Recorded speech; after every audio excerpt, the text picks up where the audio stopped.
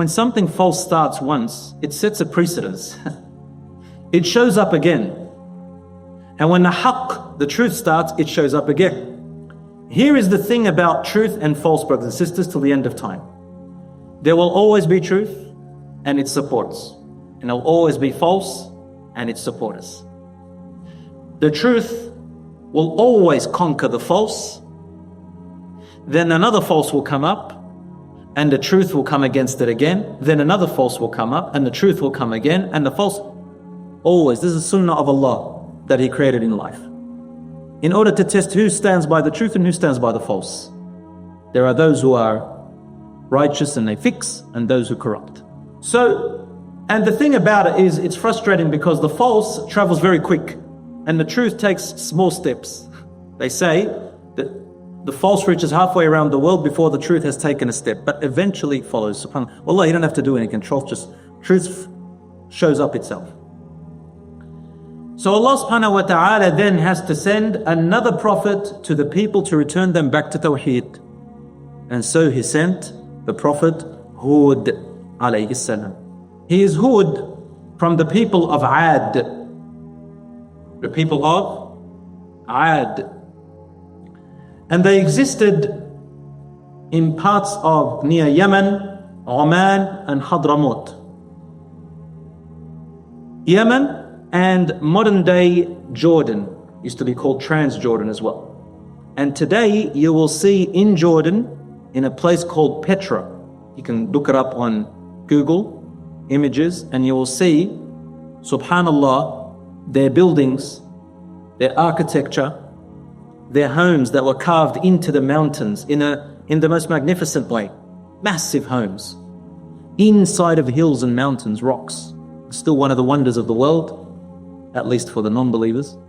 For us, we know what happened. And they are in Petra, Jordan. People visit it. It's a tourist site. When a Muslim passes by it, you should not pass happy and excited. You should pass pondering and thinking. And it's okay to pass by them and look at them, because Allah says in the Qur'an, قُلْ سِيرُوا فِي الْأَرْضِ فَانْظُرُوا كَيْفَ كَانَ عَاقِبَةُ الَّذِينَ مِنْ قَبْلِكُمْ. Say, travel in the land and go and look at the remnants of those who were before you, whom Allah destroyed as a result of their own deeds. And Allah mentions Aad, and He mentions another people called Thamud. They were cousins. Aad, Thamud. We hear about them in the Qur'an a lot. In Surah Al-Fajr, there's a lot of them. A lot of mention of Aad and Thamud. In Surah Al-A'raf, Allah subhanahu wa ta'ala begins by saying, وَإِلَىٰ عَادٍ أَخَاهُمْ هُودًا. And to Aad, the people of Aad, we sent Hud alayhi salam. They were an Arab tribe. قال يا قوم اعبدوا الله ما لكم من إله غيره أفلا تتقون. He said to his people, O my people, worship Allah alone. What is wrong with you? What would other gods but Him benefit you? Do you not think? And something about the Qur'an that I want to mention here.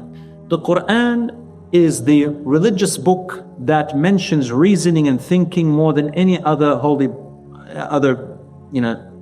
claimed book in the entire world.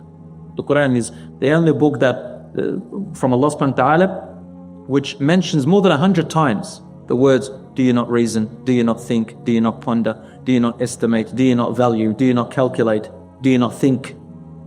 So obviously a mu'min is not a blind follower. They think, they ponder.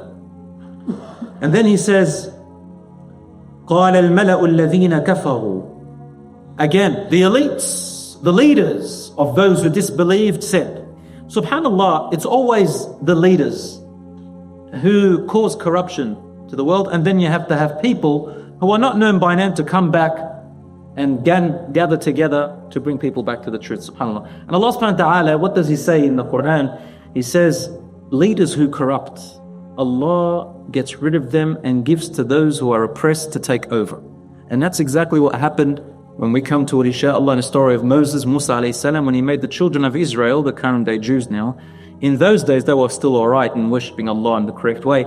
He saved them from being slaves to overthrow and take over Pharaoh and become, and Allah subhanahu wa ta'ala made them inherit. Allah subhanahu wa ta'ala says this, وَنُرِيدُ أَن نَمُنَّ عَلَى الَّذِينَ اسْتُضْعِفُوا فِي الْأَرْضِ. Allah said, we'll always want to favor those who have been oppressed in the land. وَنَجْعَلَهُمْ أَئِمَّةً. We want to make them leaders. So whenever corruption happens with the leaders, before long, brothers and sisters, Allah subhanahu wa ta'ala exchanges them and brings people who were at the bottom to the heights all the time.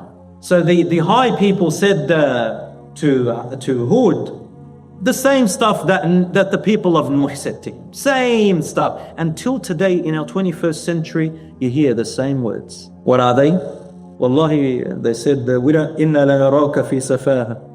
We don't see you except among the ignorant people, the ones who doesn't know, who has no intellect, who's not intelligent. You are not advanced. You are primitive. You know, you don't think except primitive, backward, like the olden days. We're talking thousands of years ago, and we called the primitive times. They were telling Hud, you think like the old and primitive times. Stop thinking in the past in your old era. Like that they say today. You still follow a book that is from the time of the deserts 1,500 years ago. No, that's not what you base it on. You look at the information, you look at the words, you analyze it, and you see, is this... I mean, we take science from scientists who were in the 11th century, 15th century. We still use them today. Why? Because they stand to the test. Not about how old it is, not about who produced it in which era. We look at it, it stands the test. Until today we still use it, it's great technology. So they said, you're primitive minded, you still think like the olden people and backward. It fascinates me. It's like maybe 30,000 years ago. إِنَّا لَنَرَاكَ فِي سَفَاهَةٍ وَإِنَّا لَنَظُنُّكَ مِنَ الْكَاذِبِينَ. You're a liar, you're a falsifier, you talk rubbish. Now they say BS is a common word now. And he said, لَيْسَ بِي سَفَاهَ. I'm not an ignorant person, I'm not backward minded. وَلَكِنِّي رَسُولُ مِنْ رَبِّ الْعَالَمِينَ. I am a messenger from the Lord of all the worlds. How can you match that? The Lord of the one who created you in the entire worlds of the universe. You're going to match that? You're calling me an ignorant person? أُبَلِّغُكُمْ رِسَالَاتِ رَبِّي. I'm here just to inform you of the messages which my Lord has brought to me to give you. وَأَنَا لَكُمْ نَاصِحٌ أَمِينٌ. I am a trustworthy advisor. Just like Nuh alayhi salam, I fear upon you. And now Hud is telling him the same thing. I fear upon you, I'm an advisor, I want the best for you. He said, Are you amazed? أَوَعَجِبْتُمْ. Do you take it for amusement or amazement that a man from among you has come to you from your Lord? Just like the way Nuh people said, well, didn't Allah choose anyone but a man like us? He walks in the market like us, speaks like us, he's like us. He said, well, are you amazed that Allah has sent you a messenger just because he's from you? Strange about people. They always want, if it's a messenger from God, he has to have something amazing. It probably has to have wings or powers to shoot lasers from his eyes or something. Allah's messengers are normal human beings. Why? If you're bringing a messenger and he's a role model, he has to be like you. Otherwise you can't copy. Allah said in the Qur'an that the people of Quraysh, thousands of years later, told Muhammad the same thing. They said, why can't Allah send an angel? A man who speaks our language and walks in the market. Allah said, if I brought you an angel, you would have said, well, he's an angel. We can't be like an angel. Even today we say, hey yo, you're talking about the Prophet. He's a prophet, he's the Prophet, we're not prophets. Aamin is an example of values and morals. Of course he can't be exactly like him in character, but he's a role model of value. Practice some of it. He said to them a lot of stuff about Nuh, and he reminded them of the people of Nuh, and he reminded them what Allah did to the people of Nuh, and he said, remember Allah's favor upon you. And he started reminding them. He said to them, they said to him, قَالُوا أَجِئْتَنَا لِنَعْبُدَ اللَّهَ وَحْدَهُ. Have you come to us to tell us to worship Allah by himself? Come on, man, that doesn't make sense. One God, one. What's one God gonna do? We need lots of gods. Strange human beings, If it's not one God, it's a lot of gods. If it's not a lot of gods, it's I'm the God. If I'm not the God, science is my God. There has to be some kind of false God. Subhanallah. And none of them can be gods. Allah is the creator of the heavens and the earth. And they said, you want to call us to worship only one God? وَنَذَرَ مَا كَانَ يَعْبُدُ آبَاؤُنَا. And you want us to leave all of what our forefathers did? We will never leave our bloodline. We will never leave what our forefathers did. This is the common statement today. Brothers and sisters, let me ask you something. Why are you a Muslim? Are you a Muslim because you were born from Muslim parents? Or are you a Muslim because you believe in Islam? Two different things. Muslim is a noun and a verb. You choose to submit. Same as Christians. Why are you a Christian? I was born a Christian. What do you mean you were born a Christian? Nobody's born believing in something in particular. You have to be taught. A Jew. I'm born from the bloodline of Jews. They say, therefore I'm a Jew. You can't be a generation of bloodline. Allah never... It's as if we're saying Allah is unjust. He creates and favors people automatically by their birth. No, everybody is on the same platform. Everybody starts and works towards and earns what they work for. Allah says in the Qur'an, وَأَلَّيْسَ لِلْإِنسَانِ إِلَّا مَا سَعَى. Man will not receive except what they work for. وَأَنَّ سَعْيَهُ سَوْفَ يُرَى. Your actions will be watched by Allah. ثُمَّ يُجْزَاهُ الْجَزَاءَ الْأَوْفَى. Allah will give you the just reward for your actions. Brothers and sisters in Islam, they said, we won't leave our forefathers' religion. We will never leave our ancestors' religion. We are, and we are, and we are. This action of supremacy based on your color or your race. Islam demolished it, and all the prophets demolished it a long time ago. So he said to them, look at what Allah has given you. He's given you signs. These people were massive, they were huge. They were actually, probably they would hit this, as tall as this roof, right up to the roof of this masjid. And that's why when you go and see their buildings in Petra, the doors, the entrance is actually quite high. Allah knows best why they built it that high. Maybe that was their height, maybe half that, maybe double their height, I'm not sure. But they were massive people. Allah says in the Qur'an, وَزَادَكُمْ بَسْطًا. Allah gave you lots of size.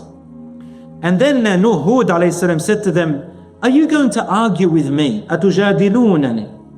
Are you arguing, putting your argument to me? فِي أَسْمَاءٍ سَمَّيْتُمُوهَا أَنْتُمْ وَآبَاؤُكُمْ. Is this your argument, that you're just sitting here telling me about some names and definitions that you and your forefathers made up? Is this your argument? People made up stuff and use that as an argument, me? So these are the prophets. They all said, finally they said, bring your punishment upon us that you promised. You're a fake liar.